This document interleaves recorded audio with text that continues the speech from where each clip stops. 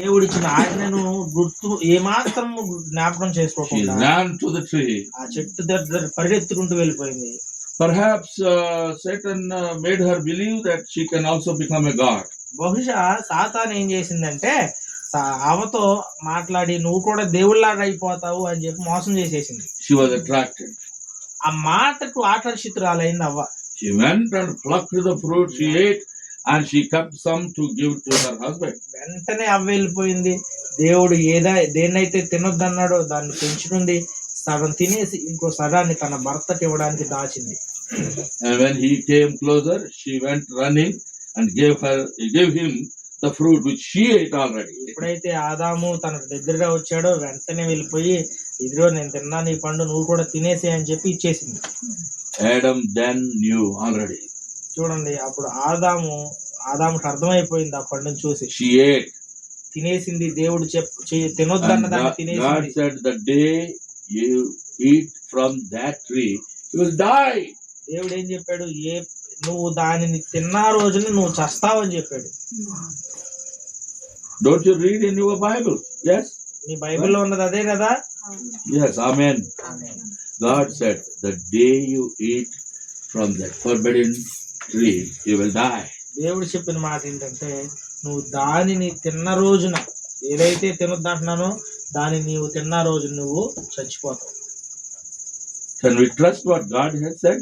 దేవుడు చెప్పిన దాన్ని మనం నమ్మాలి కదా? Can we trust? మనం నమ్మొచ్చా? Can we trust God's word, right? దేవుని మాటను నమ్మొచ్చా? Yes. నమ్మొచ్చు. So Adam already knew that his wife is already spiritually dead.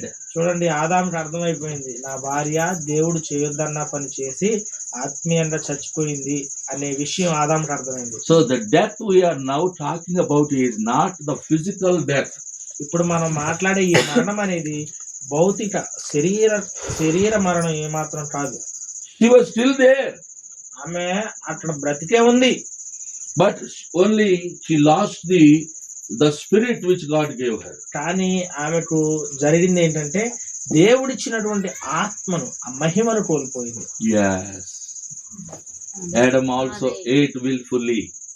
ఆదాము కూడా ఏం చేశాడు? తినేసాడు ఇష్టపూర్వకంగా. నా భార్య చచ్చిపోయింది నేను కూడా బ్రతికి నాకేం లాభం. So both of them agreed in a way. ఇద్దరు కూడా నా పిల్లం చచ్చిపోయింది నేనేం చేస్తా అని ఆయన కూడా తినేసాడు. So both of them died that day. అదే రోజు దేవుని ఆజ్ఞను అతిక్రమించిన ఆ క్షణమే ఆ ఇరువురు భార్య భర్తలు చచ్చిపోయారు. And that day God came in search of Adam and Eve. ఆ రోజు ఆదాము అవ్వను వెదుకుచూ దేవుడు అక్కడికి వచ్చాడు. And God said, Adam, oh Adam, where art thou? అప్పుడు దేవుడు ఏమని పలుకుతున్నాడంటే ఆదాము నువ్వు ఎక్కడున్నావు?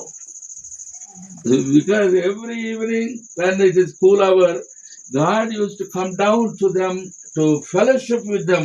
Adam and Eve. దేవుడు వారితో సహవాసం చేయడానికి ప్రతిరోజు సాయంకాల సమయంలో వచ్చి వారితో సహవాసం చేసేవాడు. Hallelujah.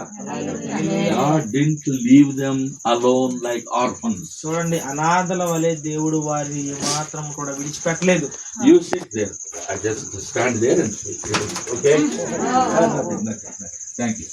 Yeah. Listen to me, my beloved. నన్ను Yeah. Listen to me. శ్రద్ధగా వినండి. I am done in just a few more minutes. కొన్ని నిమిషాల్లోనే మీ యొక్క వాక్యాన్ని నేను ముగిస్తాను.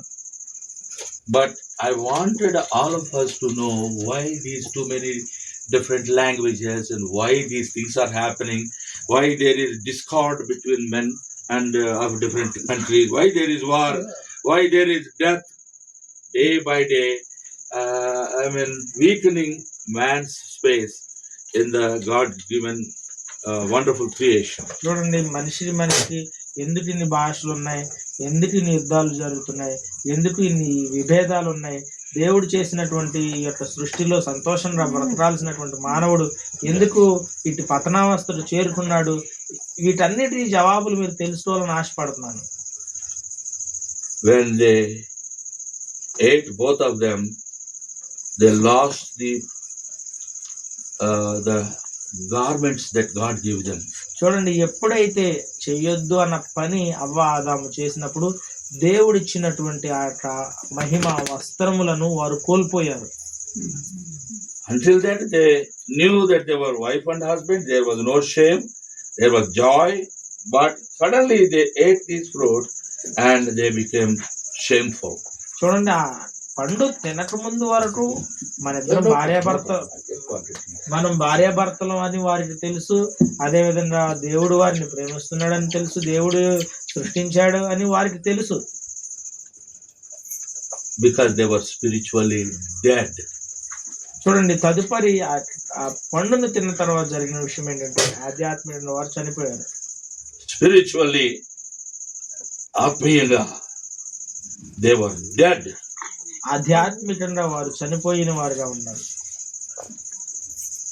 So they had no ability to communicate or link with God. ఆత్మీయంగా చచ్చిపోయినటువంటి వారు మరలా దేవునితో సహవాసం చేయడం కానీ మాట్లాడడానికి కానీ వారికి అవకాశం లేకుండా పోయింది. Instead of coming back to God saying, I'm sorry, I have done this wrong, they ran away from the presence of God and they were hiding themselves because they came to know that they were naked. చూడండి, తప్పు చేసిన తర్వాత వెంటనే యేసయ్య దగ్గరికి వచ్చి తండ్రి మమ్మల్ని క్షమించయ్యా అని చెప్పకుండా వారు ఏం చేశారంటే దేవుని యొక్క సమకూలం నుంచి దూరంగా పారిపోవడానికి ప్రయత్నం చేసి మొక్కల చాటున దాక్కున్నారంట.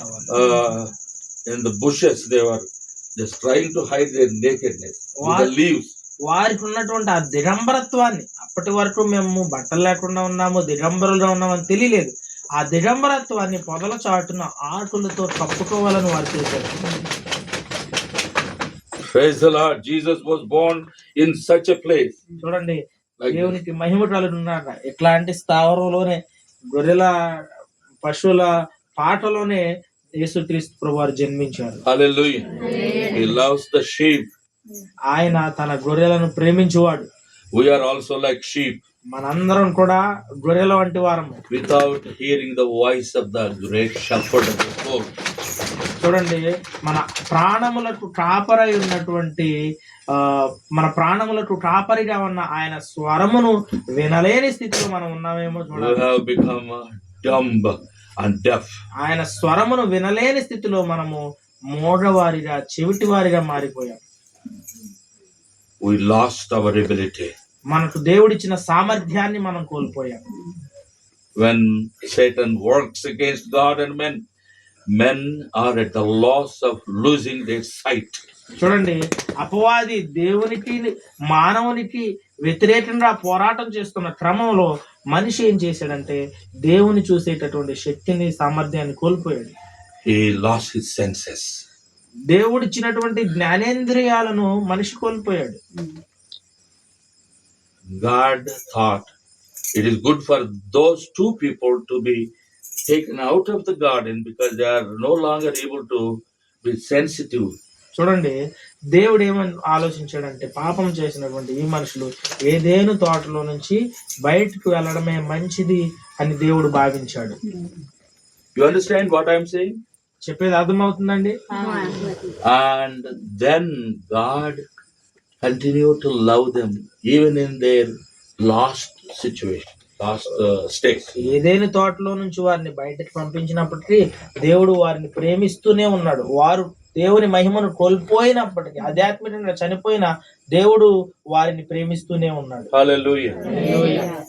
Man may forget God, but our Creator God, our loving God never forgets us. మనిషి దేవుణ్ణి మర్చిపోవచ్చేమో, కానీ మనల్ని సృష్టించినటువంటి ఆ సృష్టికర్త అయిన దేవుడు మనల్ని ఏమాత్రం మర్చిపోయే దేవుడు కాదు. We see how much He loved. He took them from the Garden of Eden and took them out away from that place so that they would not be hurt even more severely. చూడండి, అక్కడ ఏదేను వనములో పాపము చేసి తమను తాము పతనావస్థ స్థితికి నడిపించుకున్నటువంటి ఆదాము అవ్వలు ఇంకా నాశనంలోకి పడిపోకుండా దేవుడు ఏం చేశాడంటే వారిని ఆ తోటలో నుంచి బయటకు తీసుకుని వెళ్ళాడు. He provided them with long lasting, aprons to cover their nakedness.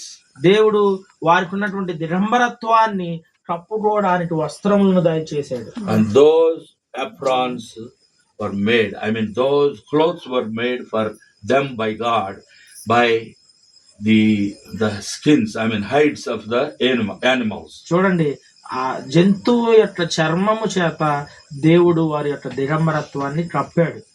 He killed animals. దేవుడు జంతువులను చంపి వాటి చర్మంతో వీరికి చొక్కాలు, Maybe a big sheep or maybe a couple of sheep were killed by God to get their skin, I mean, hides. బట్టలు లేకుండా దిగంబరులుగా ఉన్నటువంటి అవ్వ ఆదామును వారికి వస్త్రాలు ఇవ్వడానికి దేవుడు బహుశా ఒక పెద్ద గొర్రెను లేదా 2-3 గొర్రెలను చంపి వాటి చర్మంతో వీరికి వస్త్రాలు చేయించాడు. Hallelujah.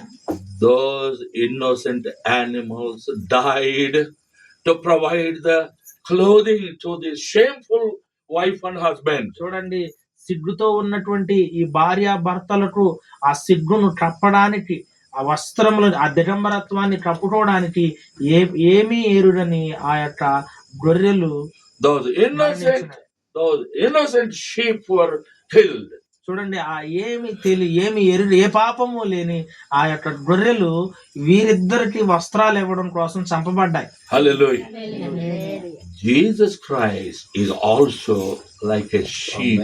చూడండి, యేసు క్రీస్తు ప్రభు వారు కూడా గొర్రె, ఏ పాపము లేని గొర్రె పిల్లవలే మనందరి కోసం మరణించాడు. Hallelujah. We were all like sheep without a shepherd. మనందరం కూడా కాపరి లేని గొర్రెల వలె ఉన్నాం. We all need a good shepherd. మనందరినీ సంరక్షించడానికి ఒక మంచి కాపరి కావాలి. The sheep cannot survive without a shepherd. కాపరి లేకుండా గొర్రెలు వాటంతటవే బతుకుతాయా? బతకలేవు. They need a good safe place, sheepfold, right? చూడండి, గొర్రెలకు అవి ఉండడానికి ఒక సురక్షితమైనటువంటి స్థావరం రావాలి. గొర్రెల దొడ్డి కావాలి. Jesus Christ, our chief shepherd, somebody who cares for our souls, he came to this world to be born like a baby in the Bethlehem. మన ప్రాణములను గూర్చి శ్రద్ధగా ఉన్నటువంటి మన ప్రాణములను ప్రేమించినటువంటి దేవుడు మనల్ని రక్షించాలని ఆయన గొర్రెల కాపరిగా మన కొరకు ప్రాణం పెట్టడానికి ఒక గొర్రెకి వచ్చాడు. Jesus Christ is God. యేసుక్రీస్తు ప్రభువారు దేవుడై ఉన్నాడు. God is a wonderful concept for all of us to understand. God is a triune God. చూడండి, దేవుడు గురించి మనందరం కూడా అర్థం చేసుకోవాల్సిన అవసరం ఎంత ఉంది. మన దేవుడు త్రియేక దేవుడు.